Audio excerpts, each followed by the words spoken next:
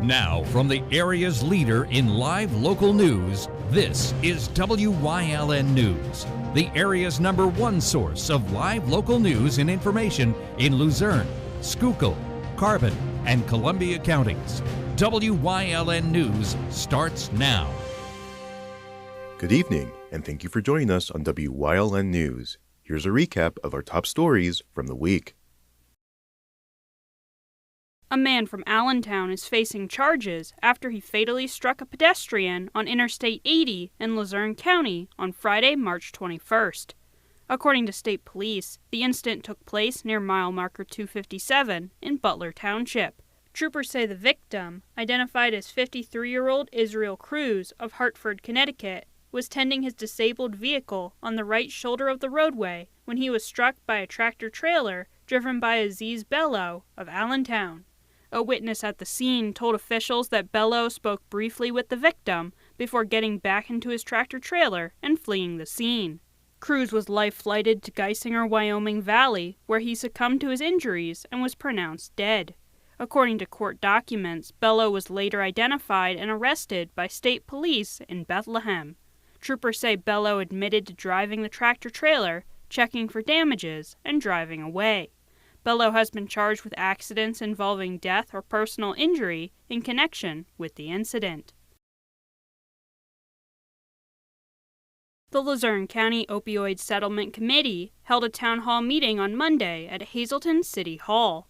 The town hall meeting was open to the public and gave the committee the opportunity to share updates about the current settlement funding, upcoming projects, and plans for future spending. In addition to providing an overview of the settlement funds, the representatives from the Opioid Committee also took questions from Luzerne County residents. Vice Chair of the Opioid Settlement Committee, Ryan Hogan, said the meeting was an important way to reach out to the community about the work being done by the committee.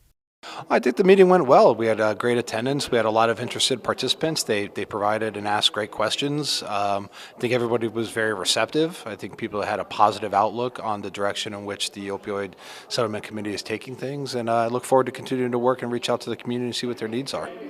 Hogan said the Opioid Committee has been active for slightly over a year, following a decision by the Luzerne County Council to divide it into its own subcommittee.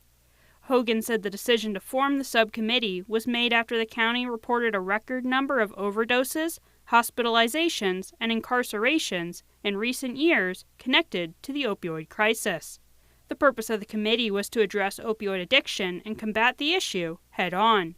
The committee is made up of several officials working in the county, including the district attorney's office, Luzerne County Manager Ramilda Crocomo, and Vice Chair Hogan, who also serves as the Luzerne and Wyoming County Drug Administrator. The reason for it was just to make sure that we understand everybody's expertise, what the needs are in Luzerne County, and how best to meet those needs using the opioid settlement funds while doing it in the most appropriate and prudent way possible. And ultimately also to be as transparent as possible to make sure people see every step that we take to get to where we are and how we choose to fund the things that we're funding. The committee has already funded several projects within Luzerne County, including the Medicaid-assisted treatment program and programs at the county jail. So Luzerne County Correctional Facility has anywhere from 50 to 100 individuals who are receiving some form of medication for opioid use disorder, be it buprenorphine or naltrexone or methadone. And because of these opioid settlement funds, we are able to fund those services in the county jail. We've also expanded community-based warm handoff services and certified recovery peer support. So we have individuals with lived experience in the community doing outreach and trying to reach those people who are in early recovery, help them navigate the drug and alcohol world and the social services world to help them meet each and every daily need. And we've also expanded our prevention education services in our school district. So we brought on additional prevention education specialists. We have them embedded in the schools. We have them embedded in the communities, hoping to raise awareness about drugs and alcohol to our younger generation of people who may have only slightly been impacted by a loved one with a substance use disorder. Hogan said the town hall meetings are a valuable way for the committee to engage directly with the community and find ways to better serve the people of Luzerne County. I personally have had family members impacted by substance use disorder, and I've known several people who've lost their lives as a result of overdose or a drug-related illness. So I think it's important to listen to the people who've been impacted by this. I think it's important to get a different perspective on ways we can better use these funds. So I think it just affords everybody some transparency and affords everybody a voice in the process, not just the committee or the council in Luzerne County. More information on the Opioid Settlement Committee can be found at luzernecounty.org. Pennsylvania State Police responded to a fatal crash in Banks Township on Tuesday involving a motor vehicle and 2 bicycles. According to troopers, the incident took place around 5 p.m. on Spring Mountain Road near State Route 93. During the incident, officials say the driver of a Chevrolet Cruze was traveling westbound when she came upon 2 bicycles traveling westbound ahead of her. According to state police, the driver, later identified as Carol Furmanchin, struck both of the bicycles with the front right side of her bumper. As a result, troopers say the operator of the first bicycle was thrown onto the hood of the vehicle and thrown approximately 100 feet from the point of impact, where they were pronounced dead at the scene. The second bicycle operator was thrown off to the right side of the roadway and sustained non-life-threatening injuries. Officials say Furmanchin continued to travel west until the vehicle came to a final rest in a parking lot at the intersection of State Route 93. The identity of the victim has not yet been released. Coming up on WYLN News, Chris Fulmer leads us down the path through history with Lansford, Part 4. Plus, we check in with State Representative Dane Watrow on Watrow's weekly update. But first, we'll take a look at our 5-day forecast brought to you by the WYLN Weather Kids. We'll be right back. WYLN News is brought to you by Lehigh Valley Health Network Pediatric Rehabilitation Services in Hazleton, a brand new location custom designed with children in mind. Our team of therapists and specialists improve the lives of children who need physical therapy, occupational therapy, and speech-language pathology.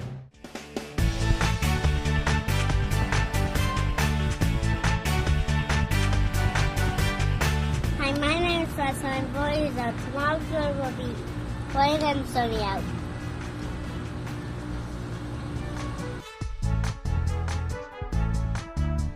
Weather Kids is brought to you by Lehigh Valley Hospital, Hazleton. Your health deserves a partner.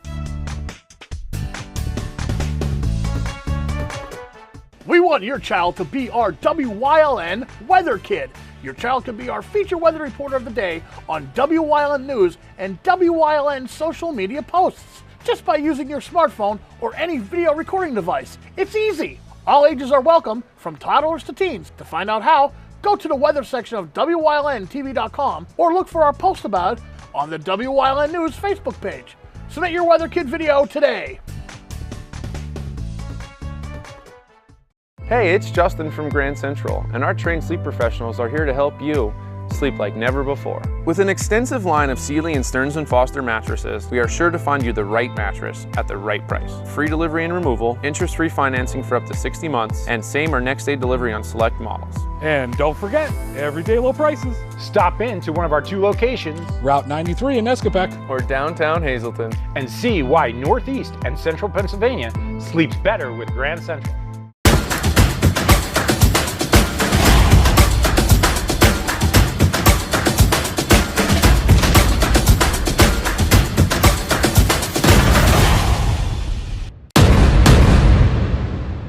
WYLN TV 35 is expanding and is on the hunt for a dynamic salesperson to join our vibrant team. If you've got the passion and the drive, we want to hear from you. Send your resume to the email displayed on your screen. Don't miss this great opportunity. Come shoot at Whitetail Preserve 118 Boulevard Road in Bloomsburg. Their skeet, trap, and sporting clay fields are professionally designed, and all stations are handicapped accessible. Whitetail Preserve has resident shooting instructors certified by the NRA in shotgun, rifle, pistol, home safety, and personal protection in the home. Whitetail can also cater any size event, whether it be a private party, corporate event, or wedding. Call 570-384-2314 or 570-790-8969. Lehigh Coal Navigation's influence was waning by the early 1940s, with the nation switching to oil and other sources of fuel. But the company still had a role to play in Lansford's story. Concerned by a large rash of drownings in the area in 1943, notably that of 8-year-old Cornelius Bonner Jr. and his sister in Summit Hill's Stony Lonesome section, company president Evan Evans proposed building a large recreational center in the west side of Lansford. He had the company put down $25,000 for construction and promised to further match any donations made by community members. The donations came rapidly, and the recreational center, featuring a large community pool, opened on the 4th of July, 1944.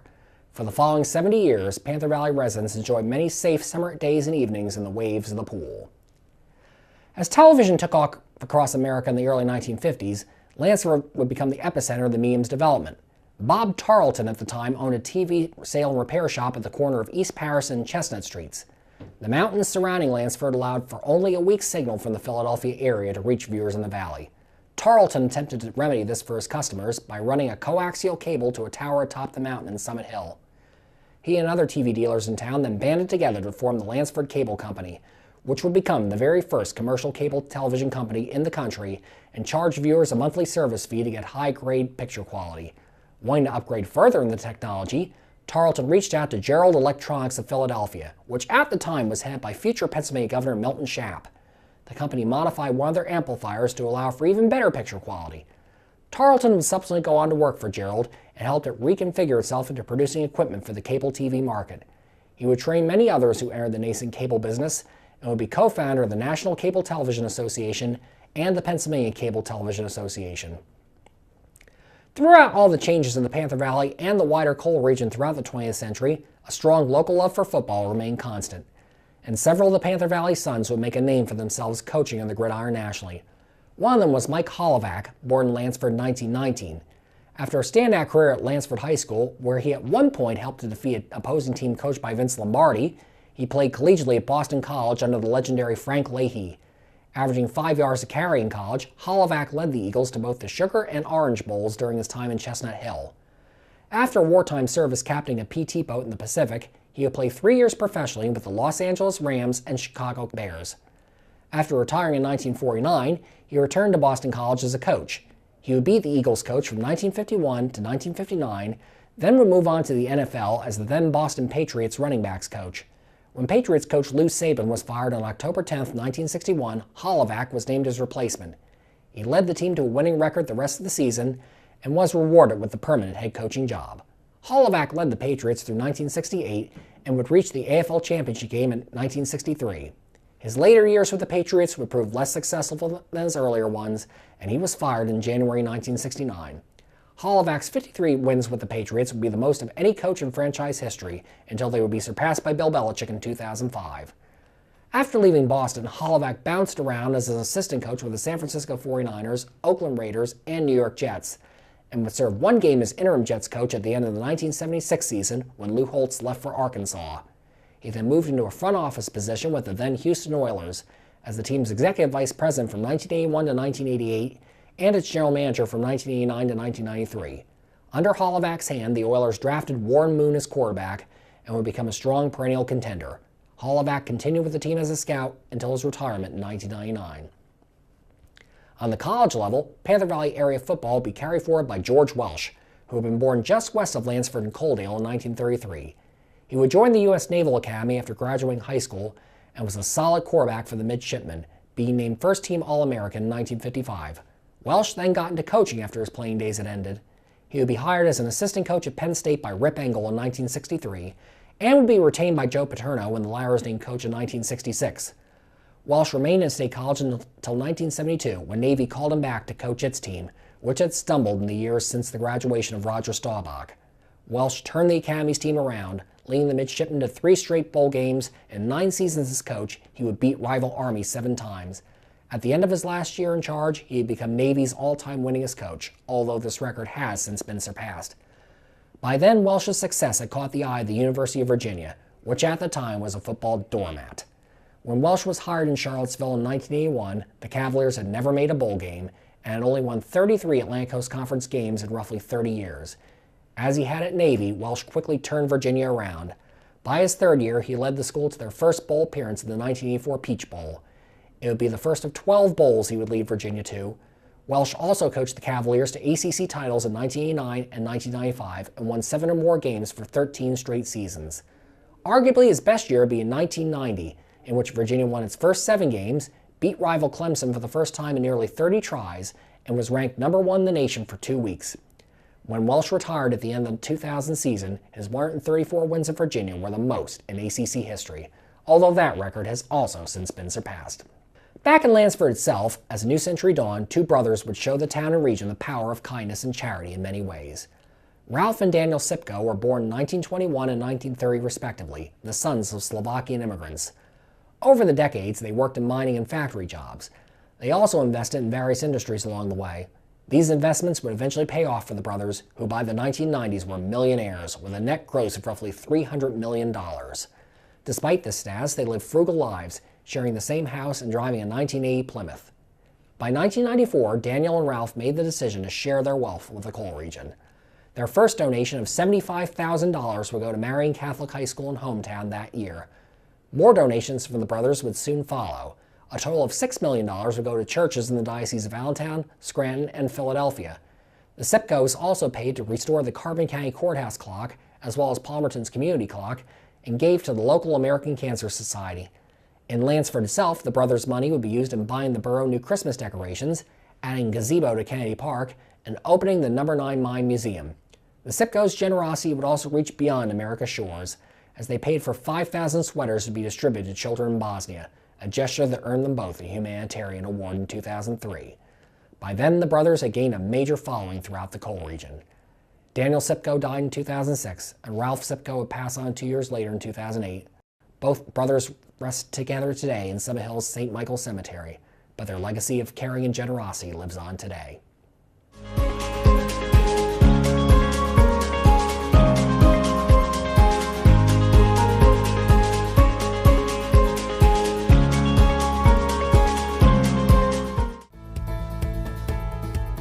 Welcome back to Feel Good Friday. I'm joined Dr. John. Dr. John, how's it going? Ryan, I mean this. I appreciate you coming to my office. I love to give some advice for the public. You know, it's great to spread advice, and I love coming here. But today we're going to talk about steps because, you know, the sun's coming out, weather's getting warmer, and people want to get those steps in. So what should they try and aim for when trying to get those steps in? In 45 years of listening to patients, my patients who run those steps cause damage to their knees and discs as they get older. So walking to me is the best way to get steps in. Most people get about 10,000 a day, which is about 2-3 miles. So if you can, on your stepper through your house, get 5,000 and go outside and get 5,000 more. But 10,000 steps a day with proper shoes and again, flat surfaces like roads in your house, but not up and down steps, that's the best thing for the body. Yep, that is the best thing. And like you said, 10,000 is what you want to aim for, and it's 2 to 3 miles roughly, and you can track it on your phone very easily. Every day try to get that in. Yep, so I'd like to thank Dr. John for joining us on this Feel Good Friday, and we'll see you next time.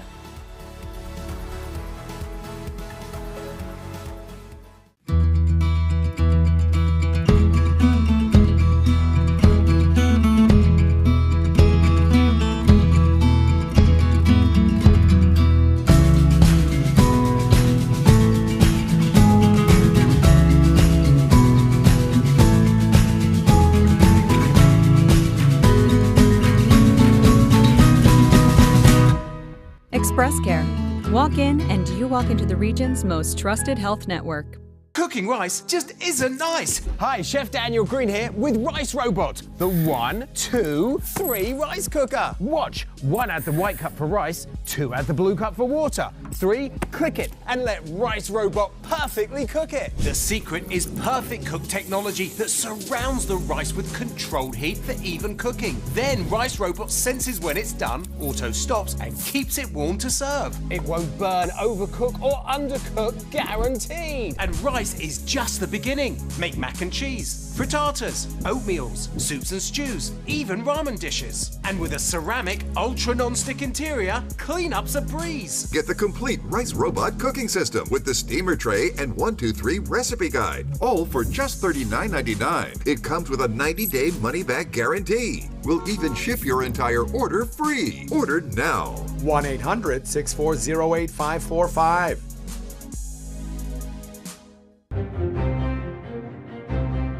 Like and follow Wyln News on Facebook for the Wyln News Midday Update, posted daily between noon and 2 p.m., powered by Lehigh Valley Health Network.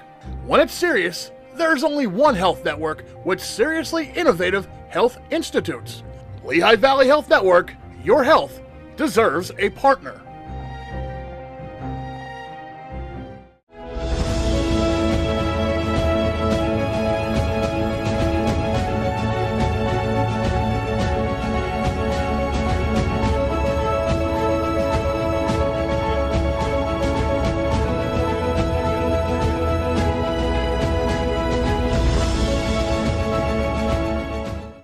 Welcome back to Watro's Weekly Update. I'm joined here with State Representative Dane Watro. Dane, how's it going today? Very good. Excited about this weekend. Warm weather is coming. Yep, I always love getting the warm weather here in Hazleton, so very welcome here. Me too. Yeah, I know you've had a very busy week both here locally in Hazleton, also down at the Capitol.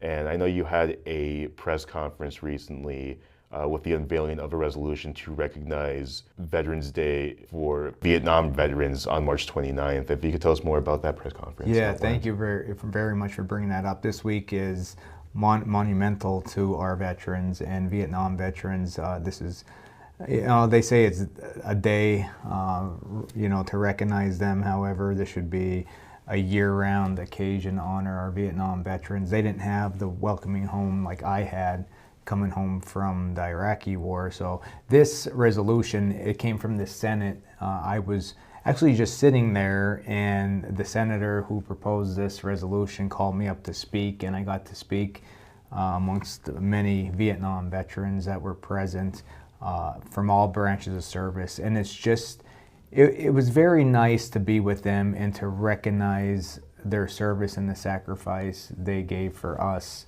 And to honor them that day, this week down at Capitol was just such a great feeling.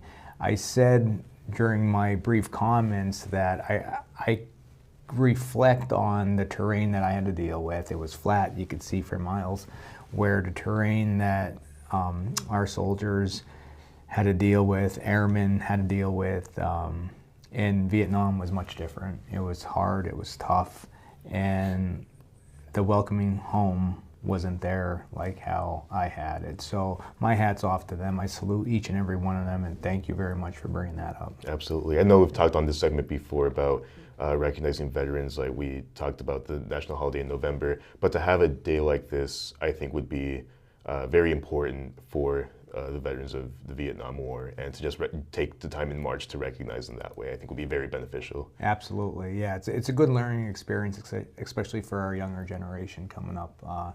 As the years go on, we get more and more disconnected with what happened back then. So this is just a great thing to talk about your children and just talk about, don't forget. Let's never forget. Absolutely. Yeah.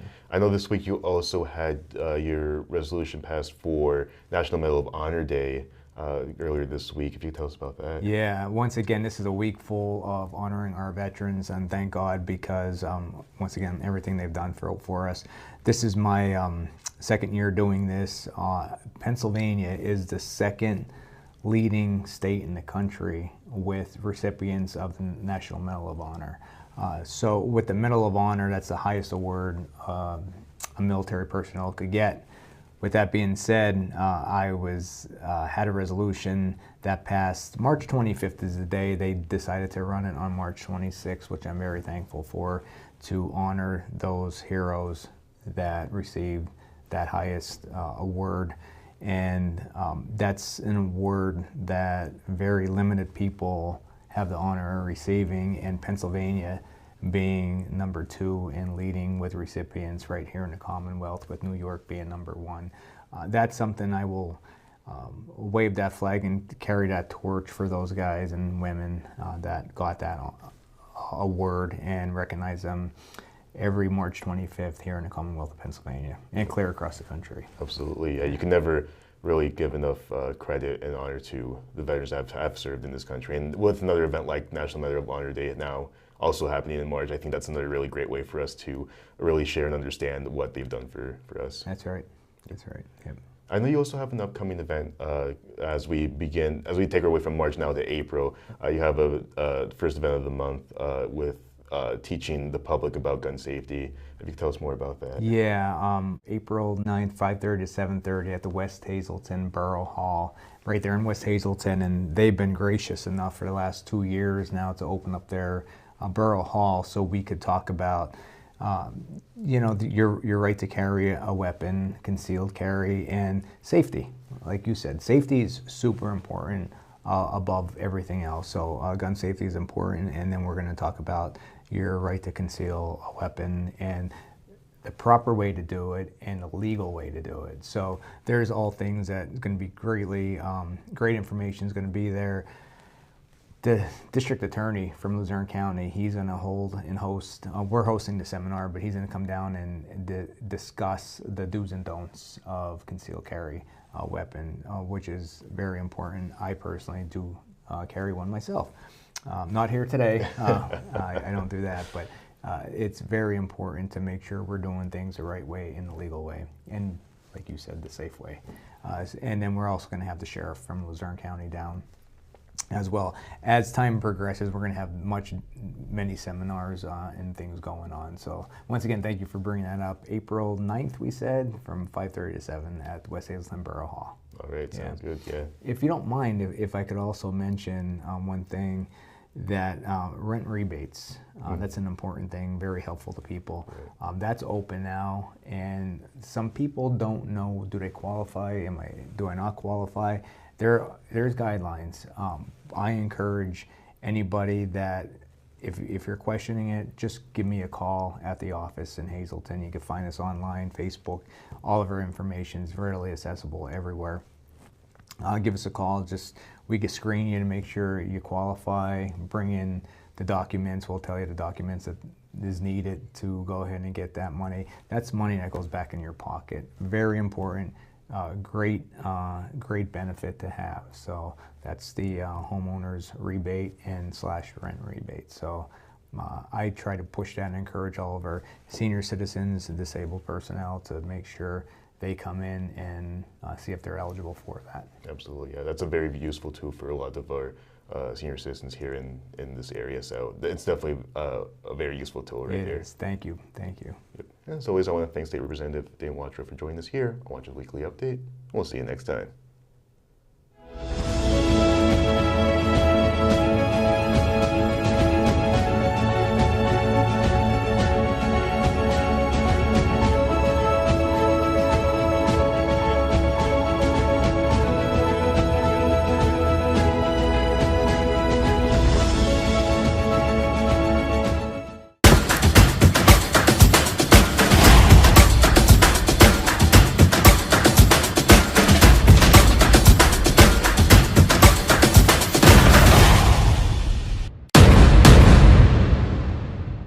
If you're looking for an affordable pre-owned car or truck, Cheers Auto Sales has a great lineup of clean, dependable, and quality vehicles. Stop in at 610 North Broad Street in West Hazelton, 570-454-7229. Cheers is proud to be celebrating 70 years in business. SJ Kowalski is your Mitsubishi Diamond Contractor.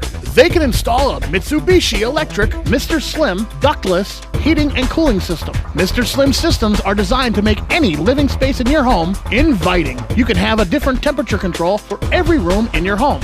The money-saving technology can save you 25 to 50% on your heating bill. For Mitsubishi, Renai, and trained comfort specialist, call SJ Kowalski at 570-455-2600.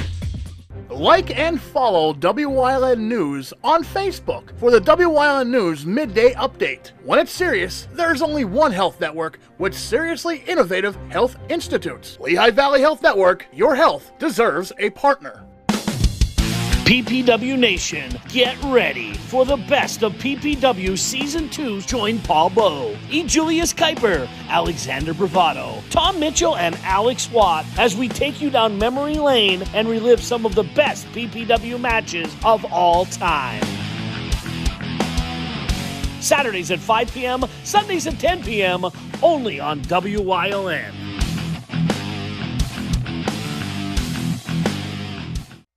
Something is out there. What it is, no one knows. However, since its first sighting, there have been numerous reports of strange lights in the night sky. Some say they are extraterrestrials, flying saucers. But to all of those seemingly unrelated uncertainties, there is one common thread. Solo Spaceman.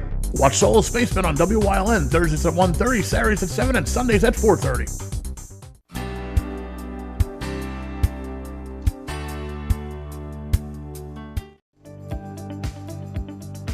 You're watching WYLN TV 35.